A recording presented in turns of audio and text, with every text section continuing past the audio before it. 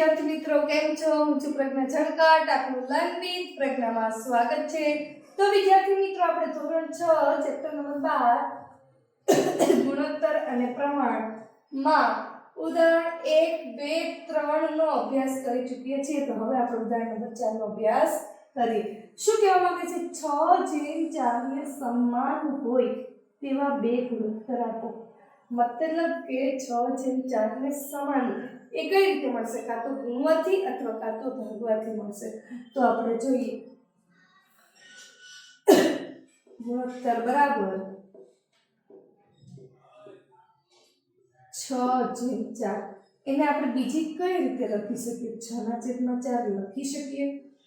તો કે હા, આપણે લખી શકીએ. તો હવે આપણે જોઈએ કે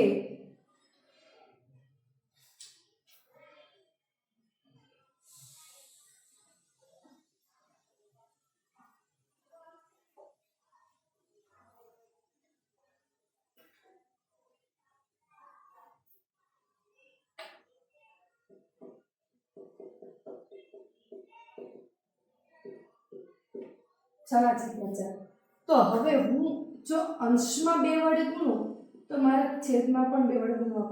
તમને એમ થતું હશે કે 2 વડે કેમ ગુણવા પડે? તો આપણે સમાન લેવાનું છે, કાં તો ગુણવાથી મળશે કાં તો ભાંગવાથી મળશે. તો કોઈ પણ સંખ્યા વડે ભાંગી શકીએ, પણ શરત એટલી કે જે સંખ્યા વડે અંશમાં ગુણીએ અથવા ભાગીએ એ જ સંખ્યા વડે આપણે છેદમાં પણ ગુણવાનું અથવા ભાગવાનું. તો મેં અત્યારે ગુણ્યા કર્યું છે 6 × 2 તો 6 × 12 4 × 8. 4 ગુણોત્તર 1 કે મેં પેલા 2 અંશમાં પણ અને છેદમાં પણ. જેનાથી શું થાય? તો કે પ્રમાણ સરખું રહે. બંને એક જ સંખ્યા વડે ગુણવાથી પ્રમાણ સરખું રહે. એટલે પહેલો એના જેવો સમાન ગુણોત્તર 1 તો મેં સુધી 12/8. બીજો શોધું કે 6/4 તો ફરજિયાત જ છે. જો અંશમાં હું 3 વડે ગુણું ને તો મારે છેદમાં પણ 3 વડે જ ગુણવા પડે. 6 તેરી 18/4 તરીકે.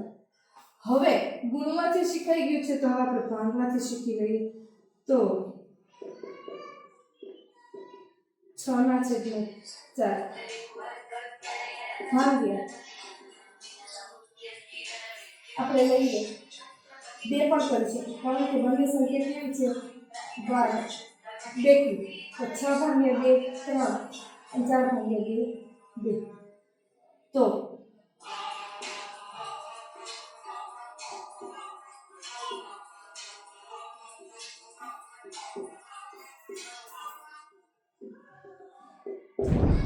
આ ત્રણેય ગુણોત્તર ગણી શકાય.